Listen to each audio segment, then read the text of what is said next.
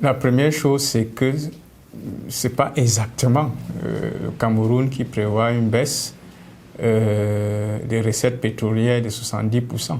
Parce que si vous regardez l'ordonnance du président de la République portant justement modification du budget 2020, vous allez voir que les prévisions de recettes pétrolières baissent plutôt de 40% et non de 70%.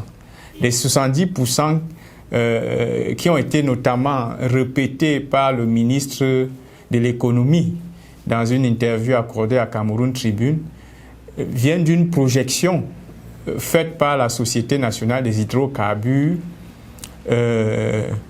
qui, de l'avis de tous les experts, est une projection, on va dire, exagérément pessimiste. Pour comprendre, il faut savoir que ces 5 derniers mois, donc entre janvier 2020 et mai 2020, le prix moyen du Brent, parce qu'il faut aussi dire à vos internautes qu'il y a plusieurs types de variétés de pétrole.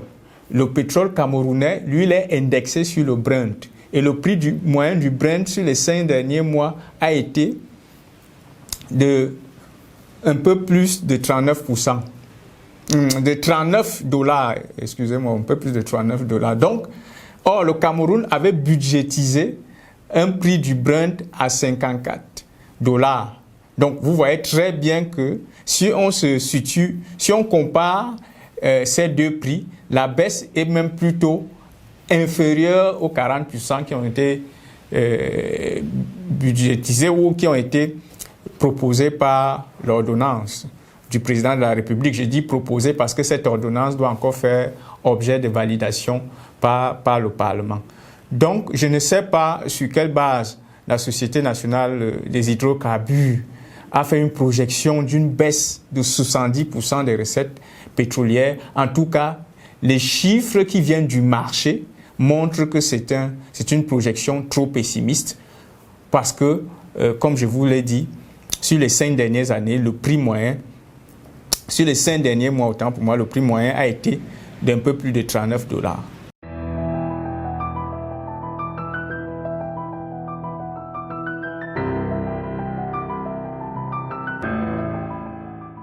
Bon, alors, il faut dire que c'est une question qui n'a pas encore de réponse claire. La première chose qu'il faut remarquer, c'est que de manière globale, au Cameroun, on observe justement que les projets ne respectent pas les délais prescrits, ni les budgets. Donc, ce n'est pas une spécificité de ce projet-là. Ce qui est par contre intéressant, c'est que alors que nous sommes dans un environnement où habituellement les budgets et les délais de réalisation des projets ne sont pas respectés, sur ce projet en particulier, les autorités ont initié un audit. Et cet audit vise justement à comprendre pourquoi les délais ont été rallongés, pourquoi les budgets ont été rallongés et pourquoi le projet n'a pas été réalisé sur le modèle technique initial qui était prévu. Ça veut dire que les responsables actuels de la SONARA soupçonnent que la conduite du projet a eu quelques dérives. Mais moi, j'ai fait une petite investigation sur le sujet. Il m'est revenu que le projet ne rencontrait pas l'assentiment de tous les acteurs. Je vous explique. Le secteur pétrolier, c'est un secteur codifié. Le secteur pétrolier est un secteur codifié où il y a un certain nombre d'acteurs qui contrôlent un certain type d'activité. Donc, lorsque vous rencontrez les difficultés avec un de ces acteurs-là, pour trouver un acteur qui peut vous faire un travail alternatif, ça prend toujours trop de temps et ça peut être à l'origine des surcoûts et des prolongations des délais. Mais il y a aussi des interrogations sur le montage financier qui a été réalisé autour de cette opération et qui, en partie, serait à l'origine du surcoût, donc de la hausse des coûts. Donc, moi, je pense qu'on va attendre avec grand intérêt le dit commandé par les autorités ou les dirigeants de la SONARA. Mais je répète, je suis un peu intrigué par cet audit parce que de manière globale, les projets ne respectent pas les délais ni les budgets chez nous et ne sont pas toujours audités.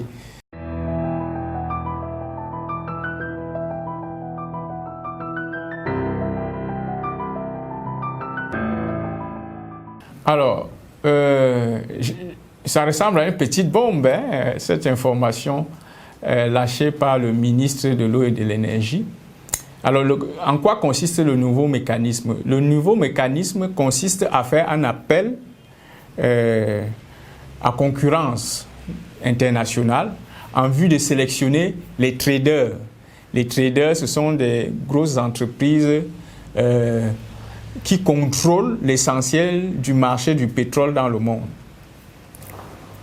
Donc, c'est eux qui vendent le pétrole, pour être simple. Et donc, ce nouveau mécanisme vise à lancer un appel d'offres en vue de sélectionner des traders pour approvisionner le Cameroun.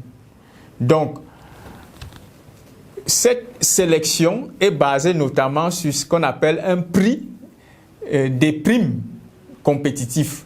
Parce que lorsque le trader vous vend le carburant, vous devez lui donner une prime sur chaque litre de carburant vendu.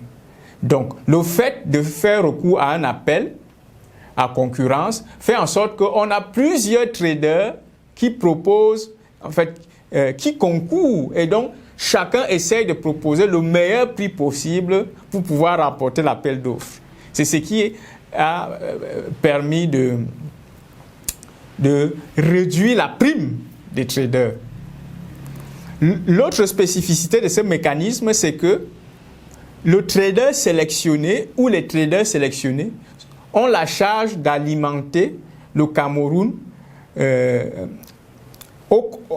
à concurrence de ses besoins globaux. Or, initialement, on attribuait des quantités à chaque marketeur ou importateur, à charge pour lui de négocier avec un trader pour approvisionner le Cameroun. Donc aujourd'hui, le trader sélectionné a un marché beaucoup plus important et donc peut faire baisser les coûts. Donc, selon le ministre justement de l'Énergie, ces coûts-là, les primes des traders ont été divisés par 3 pour ce qui concerne l'essence et ont été divisés par pratiquement 4 pour ce qui concerne le gazole. C'est donc ces économies-là réalisées sur la prime des traders qui font projeter sur un an une économie globale de 150 milliards. Donc, on se demande pourquoi ce n'est qu'en 2020 que le Cameroun a pensé recourir à une méthode qui est connue depuis de nombreuses années, qui est l'appel à concurrence. Et elle existe d'ailleurs parce qu'elle permet toujours de sélectionner un prestataire qui offre un meilleur service à un coût, disons, relativement moindre comparable à la qualité de service offert.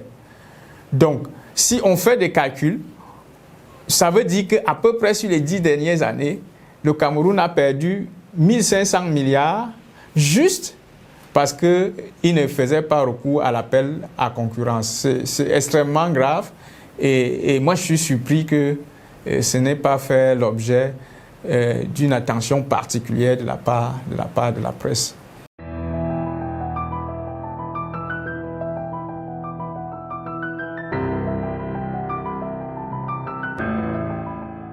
Alors, ce qu'il faut d'abord dire, c'est qu'il y a plusieurs types de de pétrole brut dans le monde. Le pétrole qui est à la fois vendu par le Cameroun et consommé au Cameroun est indexé sur ce qu'on appelle le Brent. Or, le Brent n'a pas eu exactement les mêmes tendances que ce que vous êtes en train de donner. Parce que les gens ont tellement en mémoire la baisse lorsqu'on a dit que le baril du pétrole coûtait 0 francs. Mais c'était quel pétrole? C'était davantage le pétrole de schiste, qui est un pétrole consommé principalement aux États-Unis.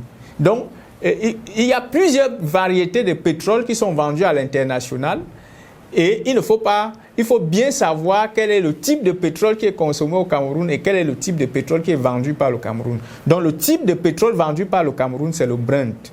Et le type de pétrole consommé au Cameroun, c'est le Brent. Or, quand on regarde la tendance du Brent, le Brent, je vous ai dit, sur les 5 derniers mois, a connu une baisse de moins de 30%. Donc, on s'est situé autour de 39 $ en moyenne. Ça, c'est la moyenne. Il y a bien sûr eu des jours où le Brent est descendu en deçà de 20 $. Mais la moyenne sur ces 5 mois-là a été disons, de près de 40 $. Ça, c'est la première chose qu'il faut intégrer. La deuxième chose, c'est la politique des prix en vigueur au Cameroun. Les autorités camerounaises ont fait le choix de ne pas répercuter les variations, les fluctuations du prix du pétrole à l'international. C'est le choix qui a été fait. Parce que si on n'avait pas fait ce choix, ça veut dire que chaque fois qu'il y a des variations à l'international, on aurait des prix qui changent à la pompe. Mais on a fait le choix de ne pas répercuter ces variations-là. Et de ne répercuter que ce qu'on appelle des variations structurelles, donc des changements qui s'étalent sur la durée. Je prends un exemple. Tout le monde a pu observer, par exemple, que de 2008 à 2014, les prix sur le marché international augmentaient, alors que les prix étaient stables au niveau intérieur. Vous voyez, on aurait pu aussi s'attendre à ce que ces prix-là, que cette augmentation-là soit répercutée, ce qui n'a pas été le cas, parce que ce n'est pas l'option du gouvernement camerounais. Donc, alors, quand on regarde la structure des prix, quand on regarde la politique des prix du gouvernement camerounais, il y a un prix du baril à l'international qu'on appelle le prix d'équilibre. Le prix d'équilibre, c'est celui qui correspond au prix où le baril, le prix qu'on achète à l'international, correspond exactement à celui qu'on vend à la pompe. Ça veut dire que l'État ne subventionne pas ou ne gagne pas de l'argent. Ce prix-là était de 55 $ selon le Fonds monétaire international, lorsque la Sonara raffinait le pétrole qu'on consommait ici. Depuis l'arrêt de la Sonara, le 31 mai 2019, ce prix d'équilibre est tombé à 40 $. Qu'est-ce que ça veut dire concrètement? Ça veut dire que lorsque le pétrole dépasse 40 $, l'État est obligé d'apporter une subvention pour que les prix restent ceux qu'on connaît là à la pompe. C'est lorsque maintenant le prix du Brent tombe en deçà de 40 $ que l'État commence à gagner de l'argent. Ça veut dire que qu'on commence à payer le carburant plus cher que le prix à l'international. Alors, qu'est-ce que le ministre de l'Eau et de l'Énergie explique? Il explique qu'au regard de la tendance du prix du pétrole, on ne peut pas baisser puisque le prix du pétrole, je vous ai dit, son prix moyen reste autour de 40 $. Vous comprenez? Donc, si on procède à une baisse, l'État va devoir recommencer, va devoir subventionner. Or, l'État explique qu'avec la situation actuelle, ses finances sont sollicitées et réduites et donc elle n'a pas les liquidités, elle n'a pas l'argent nécessaire pour baisser les prix et donc pour les subventionner. Ça, c'est vraiment schématisé. J'ai schématisé la problématique. Sauf qu'il y a quand même une question que le ministre n'aborde pas. Ou bien qui ne lie pas à la baisse ou à la hausse du prix du carburant. C'est justement les primes des traders. Parce que le ministre a dit que le Cameroun a baissé les primes des traders de 150 milliards sur l'année. Ça veut dire que c'est une économie de 150 milliards que le Cameroun engrange désormais, qui était autrefois injectée pour supporter le prix du carburant. Moi, j'ai fait un petit calcul. Sur les 12 dernières années, le prix de la subvention avoisine les 2 000 milliards.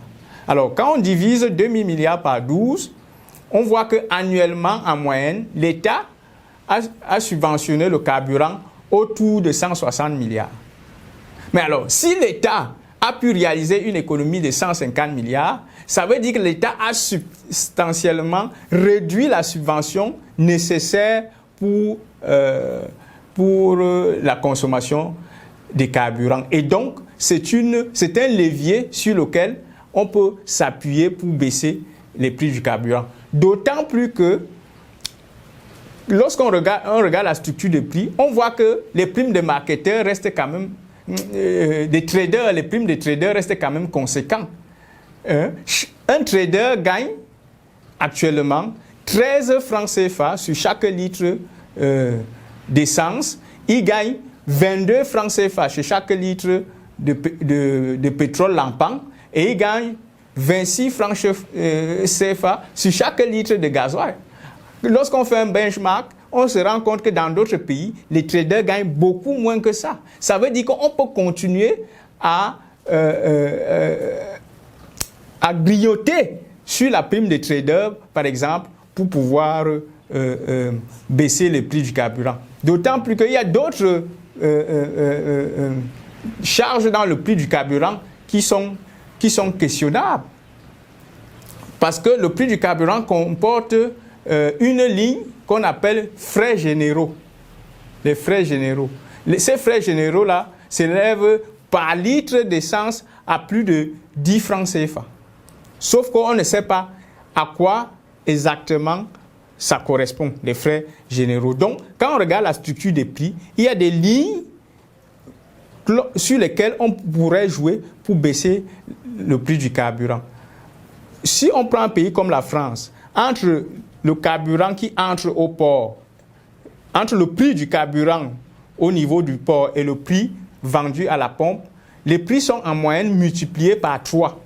Or, lorsqu'on regarde le Cameroun, entre le prix qui entre au port et le prix du carburant arrivé au port et le prix vendu à la pompe, le prix vendu à la pompe est 6 fois le prix du carburant arrivé au port. C'est quand même énorme. Et les pistes que j'ai indiquées là peuvent permettre de réduire substantiellement le prix du carburant.